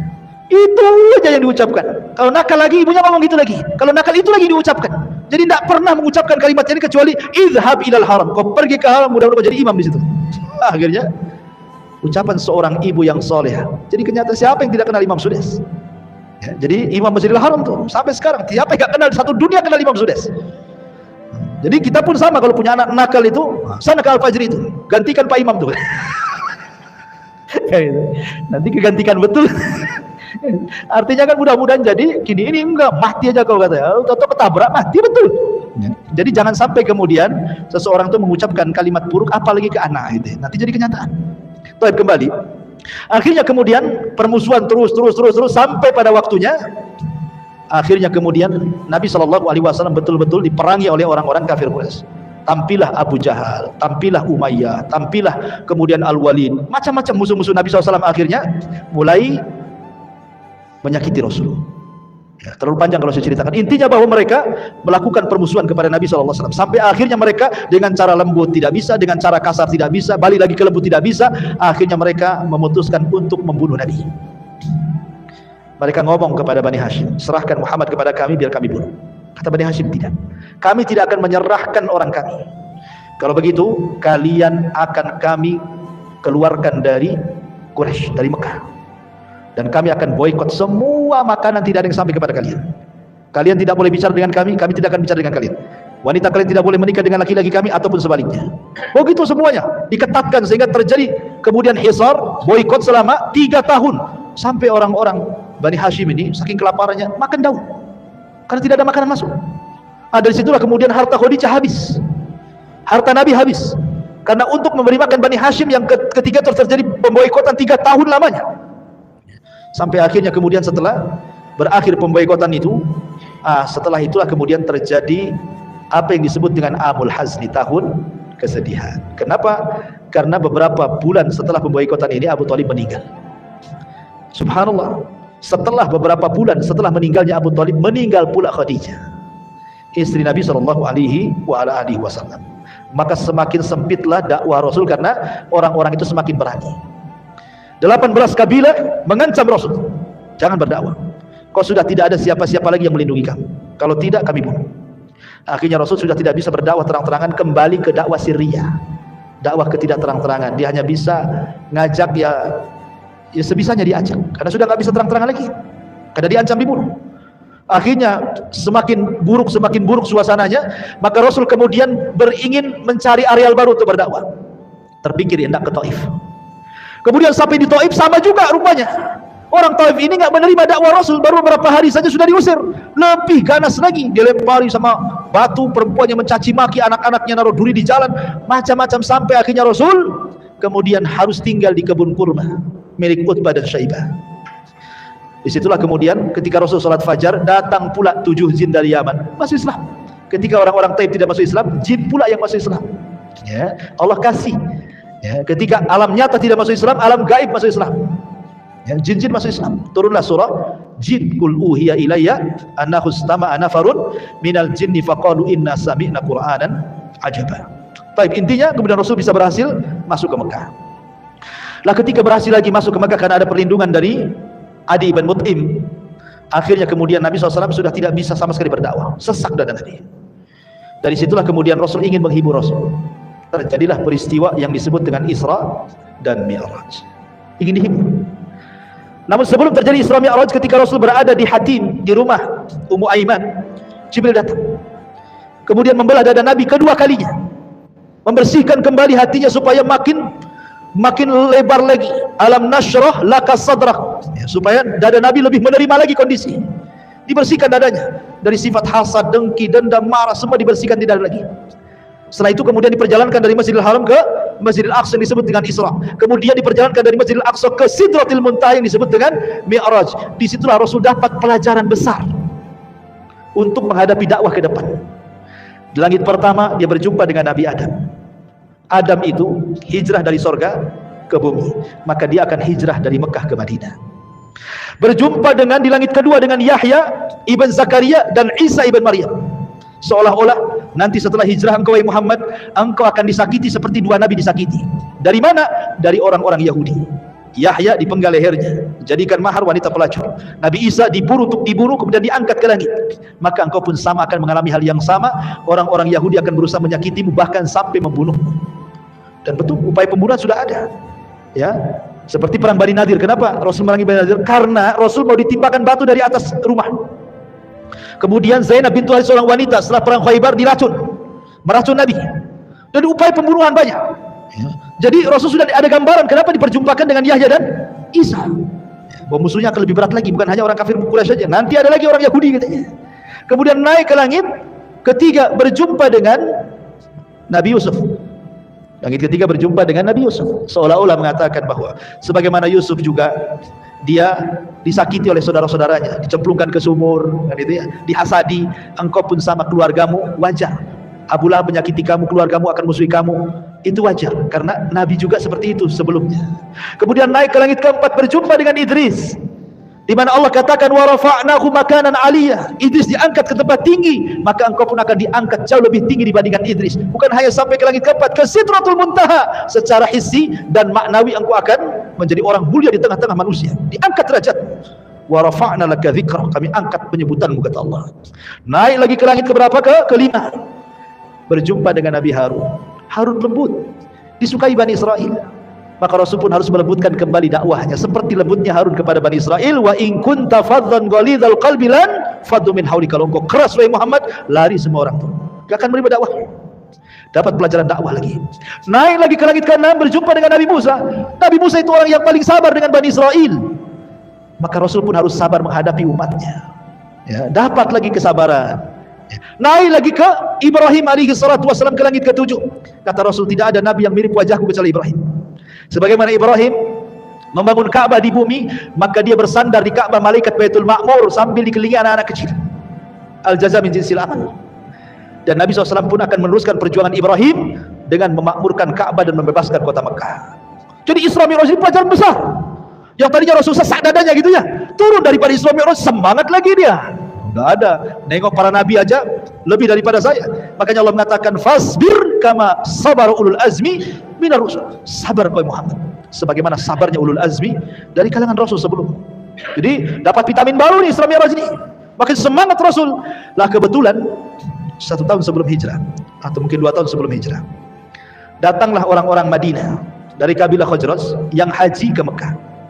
Ya. Ketika Rasul sudah tidak bisa mendakwai penduduk Mekah, rupanya berjumpa dengan orang-orang Ansar. 12 orang dari kalangan orang-orang Khazraj, semua masuk Islam. Kemudian mereka berjanji akan datang tahun depan. Maka terjadilah pembaiatan yang kedua yang disebut Bai'ah Aqabah yang pertama, yang hanya 12 orang.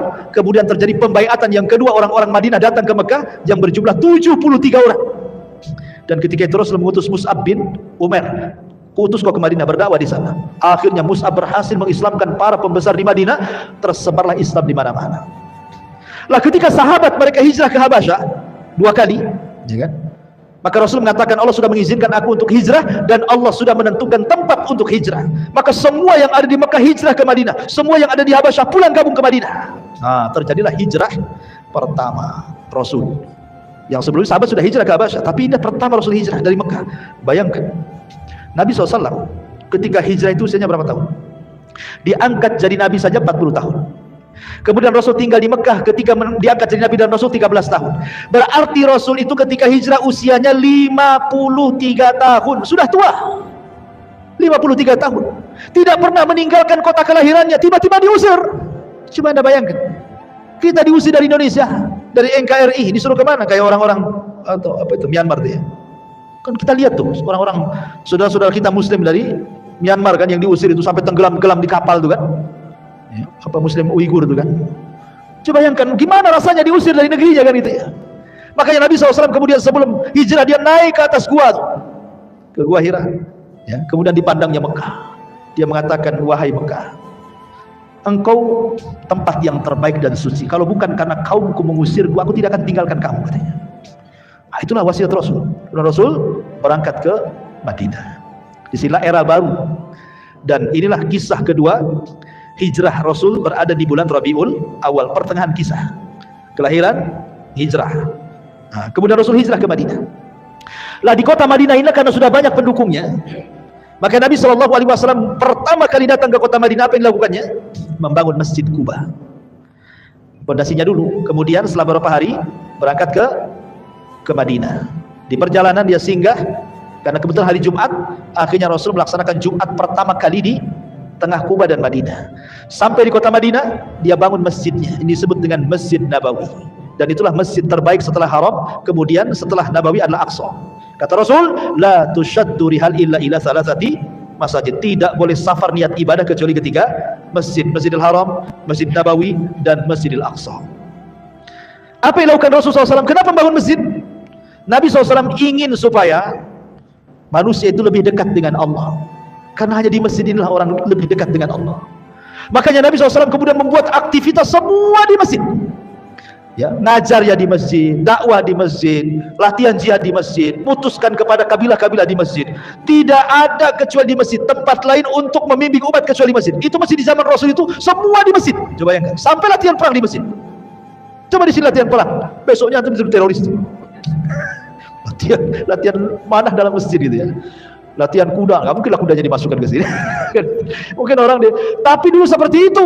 Tapi sekarang subhanallah, alhamdulillah masjid ini masih ada kajian. Tapi ada masjid-masjid yang lain itu yang hanya untuk sholat 5 waktu saja kan. Ketika habis sholat 5 waktu pun dikunci. Jadi orang yang mau sholat itu disuruh di teras. Ya. Nanti malam-malam ditulis dilarang tidur. Wah, makin tak boleh lagi, makin sepi lah masjid. Makin sepi karena hanya untuk 5 waktu sholat saja. Tidur aja tidak boleh di situ kan gitu. Jadi sepi. Kenapa ya? Mungkin alasannya takutlah kalau seandainya masjid dibuka lebar-lebar gak ada kuncinya, nanti jangan lagi kotak infak hilang, kotak-kotaknya hilang, jam mungkin ini ampli semua hilang semua kan itu ya. Karena sekarang ini tidak ada tempat yang lebih aman.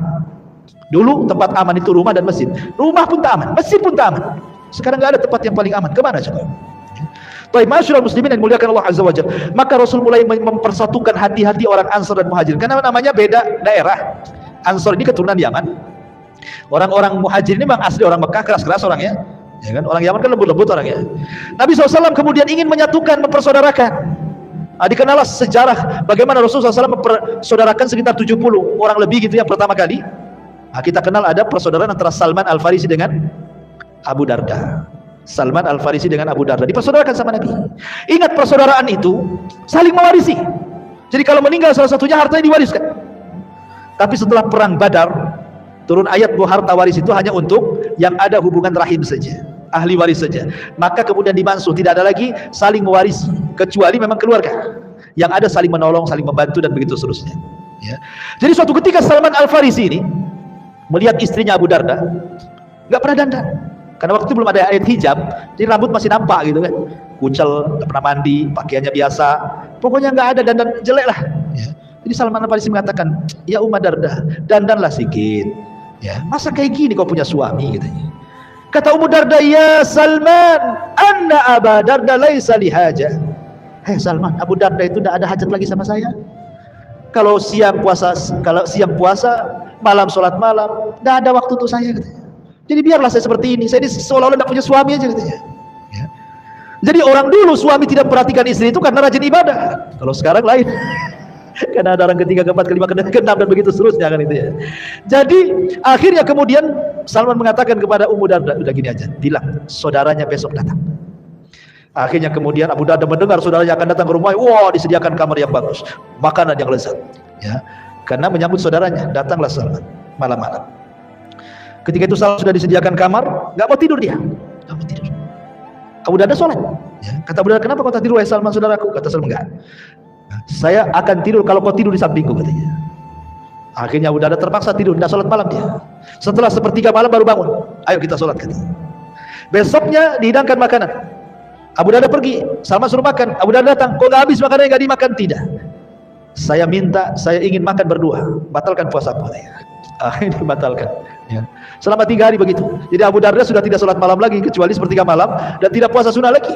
Sebelum pulang Salman menasihati, ya Abu Darda, ingat ya, aku pernah mendengar Rasul bersabda, engkau ini hidup kasih 3 hak. 1 hak untuk keluargamu, 1 hak untuk dirimu, 1 hak untuk Rabbmu. Jangan kau habiskan untuk Rabbmu saja. Kau ada keluarga, jiwamu pun punya hak, harus istirahat, nanti sakit katanya kan. Akhirnya sampailah kabar ini kepada Rasul. Apa kata Rasul? Sadaqah Salman, benar kata Salman itu. Begitulah ukhuwah mereka. Ya. Sampai kepada Abdurrahman bin Auf dengan Sa'd bin Rabi. Kata Sa'd bin Rabi, Abdurrahman bin Auf, aku punya 2 rumah. Kau tengok rumah itu, mana yang kau cocok, ambil salah satunya. Sa'd Ibn Rabi tidak mengatakan, ini rumah yang saya tempati, saya punya rumah kos-kosan sana, aku ambil yang kos-kosan itu. Nggak gitu bahasanya. Ini 2 rumah, kau tengok, mana yang cocok, ambil. Itu lain bahasanya kan. Aku punya 2 kebun, dua-duanya sudah mau buah kurmanya. Kau datanglah ke kebun dua-duanya, tengok mana yang kau cocok, ambil tuh 2 kebun tuh. Bukan bahasanya, ini kebun mau berbuah, ini nanti saya panen, kau yang itu dulu aja, kau tanam dulu aja. Enggak gitu. Aku punya 3 istri, aku tengoklah 3-tiganya. Kan belum ada hijab waktu itu. Kalau kau cocok ke yang istri pertama atau istri kedua atau istri yang paling muda, istri ketiga, aku tinggal tunjuk saja Abdurrahman, nanti besok ku ceraikan dia. Tunggu sampai masa idahnya, kudanai kau nikah dengan dia. Ada orang kayak gitu, mengasihkan istrinya. Ya, 1 aja pengen 2, yang 2 pengen 3, mau dibalikan ke orang. Nggak bisa carok istilah untuk diambil orang. Artinya bahwa sampai seperti itulah persaudaraan Muhajirin dan Ansor gitu loh, luar biasa gitu. Siapa yang mendidik mereka? Nabi SAW. Sampai akhirnya kemudian setelah Rasul agak lama di kota Madinah, barulah terjadi syariat jihad. Terjadi peperangan banyak yang sudah saya ceritakan. Terjadi perang Badar, perang Uhud, perang Hunain, Fathu Makkah, Sulh Hudaybiyah, perang Tabuk, perang Mu'tah, macam-macam perang kan. Sampai akhirnya kemudian Nabi SAW berakhir di perang mana? Terakhir kita bahas perang Tabuk. Itulah perang yang terakhir Rasul, karena yang dilawan bukan musyrik Arab, yang dilawan bukan orang-orang Yahudi Madinah. Kenapa? Karena orang musyrik semua sudah masuk Islam. Ya kan? Orang-orang Yahudi semua sudah terusir. Mekah Madinah sudah dikuasai. Perang Tabuk ini perang melawan Nasrani Romawi, dan Allah menangkan. Ya. Ma'asyiral muslimin yang dimuliakan Allah Azza wa Jalla. Lah setelah itulah kemudian detik-detik wafatnya, dan ini pembahasan terakhir, bahwa kelahiran di bulan Rabiul Awal, hijrah di bulan Rabiul Awal, dan wafat pun di bulan Rabiul Awal. Bagaimana kisah kematiannya? Ma'asyiral muslimin yang dimuliakan Allah Subhanahu wa taala. Ketika Nabi sallallahu alaihi wasallam pulang dari Fathu Mekah, kemudian Nabi sallallahu alaihi wasallam turun ayat surah Al-Maidah ayat 3. Al-yauma akmaltu lakum dinakum wa atmamtu alaikum ni'mati wa raditu lakumul Islam madina. Aku sempurnakan kepada kalian agama kalian. Aku sempurnakan nikmatku untuk kalian dan Islam sebagai agama kalian. Maknanya dengan turun Al-Maidah ayat 3, selesai tugas tadi. Apa? Selesai. Rasul sudah menyampaikan risalah semuanya. Agama sudah sempurna. Apalagi yang mau ditambah? Makanya kemudian Nabi SAW beberapa hari sebelum wafatnya, Nabi mengajak para sahabat untuk berziarah ke kuburan Uhud, ke kuburan syuhada Uhud. Rasul ingin katakan kepada para sahabat, kalaulah bukan karena Allah kemudian mereka, kalian tidak akan seperti ini sekarang. Rasul tidak pernah melupakan jasa orang, apalagi sudah meninggal dan sangat berjasa. Ya, Rasul mengajak para sahabat ke kuburan Uhud. Kalau bukan karena Allah kemudian mereka, nggak mungkin Mekah jadi negara Islam, Madinah jadi negara Islam, semua orang masuk Islam. Maka Nabi SAW mengucapkan salam kepada mereka, Assalamualaikum ya ahla Uhud. Ya. Nas'alullah walakumul afiyah wa inna insyaallah bikumul lahiqun. Keselamatan bagi kalian wahai syuhada Uhud, katanya. Sesungguhnya kami hanya meminta kepada Allah agar Allah memaafkan diri kami dan juga kalian, dan ingat kami pun akan menyusul kalian, kata Rasul. Kemudian Rasul pulang. Di tengah jalan Rasul menangis. Semua sahabat menangis. Kemudian sahabat bertanya, kenapa Rasul menangis? Kata Nabi SAW, Ishfaqtu ikhwani. Aku rindu dengan kawan-kawanku wahai sahabat. Sahabat mengatakan, ya Rasul, awalasna ikhwanuka. Rasul, bukankah kami teman-teman? Lalu kami ini siapa? Kata Nabi SAW, antum lastum ikhwani. Kalian bukan saudara, bukan teman-temanku. Antum ashabi, engkau sahabatku. Lalu siapa teman-teman wahai Rasul? Maka Rasul mengatakan, ikhwani alladzina ja'u min ba'di wa lam yarawni wa yu'minu bi. Sebuah kaum datang sepeninggalku, mereka tidak pernah melihatku tapi beriman denganku. Aku rindu berjumpa dengan mereka. Akhirnya kemudian Rasul pulang, sampai akhirnya dia pun pada giliran rumah Maimunah. Disitulah mungkin semakin parah sakit Nabi SAW akibat racun yang pernah dimakannya. Sakit parah Rasul. Kemudian Rasul mengatakan kepada Maimunah, wahai Maimunah, kumpulkan istri-istriku yang lainnya, kumpulkan. Kemudian berkumpul istri-istri Nabi SAW, mengatakan, kata Rasul, sudikah kalian kalau seandainya malam-malam terakhirku bersama Aisyah? Kata istri-istrinya, silahkan wahai Rasul, keputusanmu ada di tangan. Akhirnya kemudian Rasul memanggil Abbas dan juga Ali untuk menggendong dia, karena dia tidak bisa parah ke rumah Aisyah. Kenapa rumah Aisyah? Karena satu-satunya kamar yang Jibril turun hanya di rumah Aisyah. Jibril tidak pernah turun di rumah istri yang lainnya. Itu yang menjadikan kenapa Rasul sayang dengan Aisyah. Jibril saja sayang dan menyampaikan salam kepada Aisyah radhiyallahu anha, dan tidak ada istri Rasul selain Khadijah yang mendapatkan salam dari Jibril kecuali Aisyah dan Khadijah. Tapi Khadijah lebih daripada Aisyah. Bukan hanya Jibril nitip salam, Allah nitip salam kepada Khadijah. Akhirnya Rasul dipapah. Lah ketika dari kamar Maimunah ke rumah Aisyah itu, kan sahabat nampak Rasul lagi dipapah kan itu. Tersebarlah kepada sahabat seantero kota Madinah. Rasul sakit parah, Rasul sakit parah. Khawatir para sahabat. Semua datang dari rumah-rumah mereka, mengutus orang-orang mereka, suruh melihat kondisi Nabi seperti apa. Akhirnya orang pun menunggu di Masjid Nabawi, karena saking banyaknya sampai keluar masjid. Kemudian suara mereka, tangis kesedihan mereka sampai masuk di kamar Aisyah. Kata Rasul, ada apa? Kok banyak gaduh kali di luar itu? Kata Aisyah radhiyallahu anha, dia mengatakan, mereka sahabat-sahabat Rasul. Mereka mengkhawatirkan kamu. Akhirnya kata Rasul mengatakan, panggil Abbas dan Ali. Panggil Abbas dan Ali. Kata Rasul, papa aku ingin melihat sahabatku, katanya. Akhirnya kemudian Nabi SAW masuk ke Masjid Nabawi. Itulah kemudian Rasul dengan tertatih-tatihnya naik ke atas mimbar, dan itulah khutbah terakhir Rasul.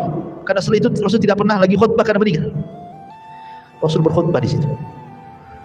Salah satu khutbah Rasul, dia mengatakan, "Man kuntu akhadtu mala, fahadha mali falyakhudh minhu." Wahai sahabatku, siapa yang dulu ku ambil hartanya, ini hartaku ambil sekarang. Wa man kuntu dharabtu dhahran, siapa yang dulu ku pukul pundaknya, fahadha dhahri falyaqtas minhu, silahkan pukul aku sekarang.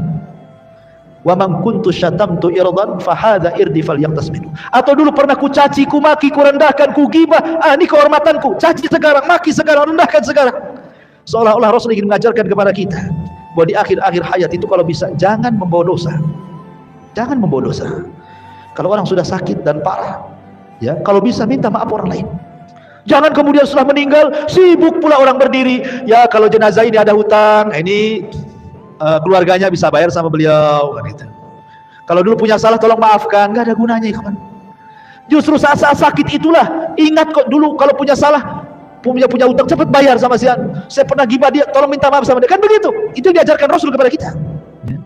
Akhirnya kemudian Nabi SAW berkhutbah banyak sampai terakhir Rasulullah SAW kemudian mendoakan para sahabat dan mengatakan awakumullah, hafidhakumullah, nasarakumullah, dan begitu seterusnya. Semoga Allah menjaga kalian, menolong kalian, melindungi kalian, dan begitu seterusnya. Kemudian Rasul mengatakan titipkan salamku kepada siapapun dari umatku.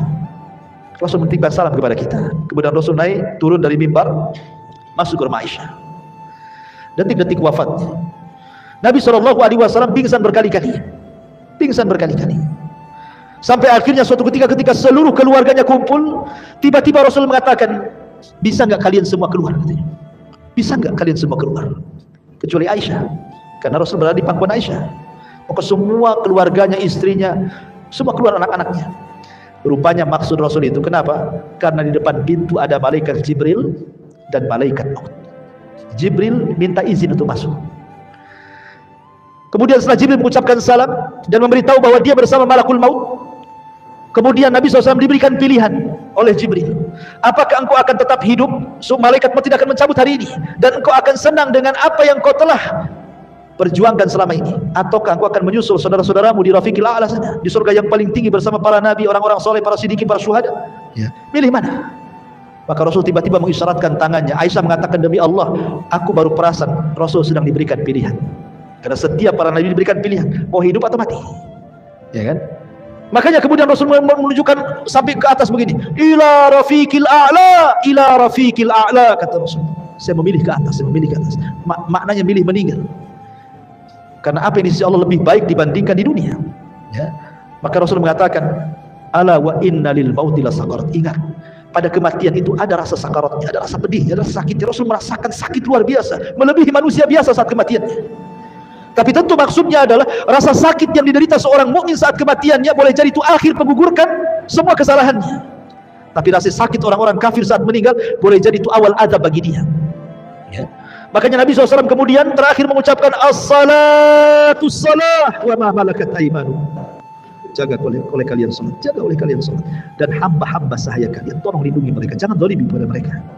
Itulah ucapan yang terakhir yang diucapkan Nabi SAW. Kemudian dia mengucapkan tahlil la ilaha illallah. Kemudian setelah itu Nabi SAW meninggal dunia tepat pada hari Senin tanggal 12 bulan Rabiul Awal tahun 11 Hijriah. Rasul meninggal dunia. Aisyah radhiyallahu anha melihat kematian suaminya berada di pelukannya. Dia tidak bisa bergerak. Apa yang harus dikatakan kan begitu? Dia sudah meninggal. Sehingga Nabi SAW, Aisyah hanya berusaha berteriak, mata Rasulullah, mata Rasulullah. Rasul sudah meninggal. Maka orang-orang yang di samping pintu masjid yang dekat dengan suara Aisyah itu langsung berteriak, mata Rasulullah, mata Rasulullah. Akhirnya semua mengucapkan kalimat itu. Setelah betul-betul mereka mengatakan bahwa Rasul sudah meninggal, semua seperti orang tidak sadar. Ali tidak sanggup berdiri, Utsman tidak sanggup berdiri. Aneh-aneh kelakuan para sahabat. Umar pulang ke rumahnya, ambil pedang, kemudian ngancam-ngancam orang. Siapa yang mengatakan Muhammad mati, ku penggal dia lehernya, katanya. Dia tidak mati. Dia sedang pergi 40 hari, nanti akan kembali matahkan tangan kaki orang munafik. Wah, semua sibuk para sahabat. Apa yang harus mereka lakukan? Kecuali satu orang yang tetap tegar. Siapa? Abu Bakar Siddiq radhiyallahu anhu. Datang Abu Bakar Siddiq radhiyallahu anhu menenangkan Umar. Uskut ya Umar. Diam kau Umar, ngapain kau teriak-teriak? Tapi Umar tetap aja teriak-teriak dia. Dia masuk ke ruangan Aisyah. Kemudian melihat jasad Rasul yang sudah ditutup kain, dibukanya kain, diciumlah keningnya oleh Abu Bakar. Kemudian Abu Bakar mengatakan, tibta anta ya Rasulullah hayyan wa mayyitan. Sungguh indah engkau hai Rasul, baik kau ketika hidup ataupun mati. Kemudian dicium keningnya, ditutup lagi. Kemudian dia keluar masjid. Dia masih melihat Umar lagi marah-marah, nggak dipedulikan. Naik di atas mimbar Abu Bakar. Kemudian Abu Bakar mengatakan di hadapan manusia, ayyuhan nas, man kana minkum ya'budu Muhammadan fa inna Muhammadan qad mat, wa man kana ya'budu Allah fa inna Allah hayyun la yamut. Manusia, siapa di antara kalian yang masih menyembah Muhammad, Muhammad sudah mati. Tapi siapa di antara kalian yang menyembah Allah, Allah zat yang tetap hidup dan tidak akan pernah mati. Kemudian Abu Bakar membacakan satu ayat, wa ma Muhammadun illa rasulun qad khalat min qablihi rusul afa immata aw qutilan qalabtum ala aqabikum wa man yanqalib ala akibaihi falan yadurrallaha syai'a wa sayazillahu syakirin. Tidaklah Muhammad itu melainkan sama dengan rasul-rasul sebelumnya. Apakah kalau dia meninggal atau dia dibunuh kalian akan murtad lagi? Demi Allah, siapapun yang murtad dari agama kalian tidak memadaratkan Allah sama sekali, karena Allah hanya membalas orang-orang yang bersyukur di antara kalian. Kata Anas bin Malik, demi Allah, ketika Abu Bakar membacakan ayat ini seolah-olah ayat ini baru turun, padahal sudah turun dari zaman Nabi. Semua sadar bahwa Rasul sudah meninggal. Maka Rasul SAW kemudian meninggal di hari Senin dan baru dikebumikan di hari Rabu, setelah terangkatnya Abu Bakar Siddiq menjadi khalifah sepeninggal Nabi sallallahu alaihi wa ala alihi wasallam. Dari sini maka berakhirlah sirah Nabawi yang sudah kita kaji. Mungkin ke depannya insyaallah kita akan mengkaji siratul anbiya, sirahnya para nabi yang lainnya. Ya, berarti dimulai daripada Nabi Isa naik ke atas sampai kepada Adam, dan juga qasasul Quran, kisah-kisah Al-Quran yang baik kita ambil ibrah dan pelajarannya. Mudah-mudahan ada manfaatnya. Akhir kalam, subhanakallah bihamdika asyhadu an la ilaha illa anta astaghfiruka wa atubu ilaik. Allahu ta'ala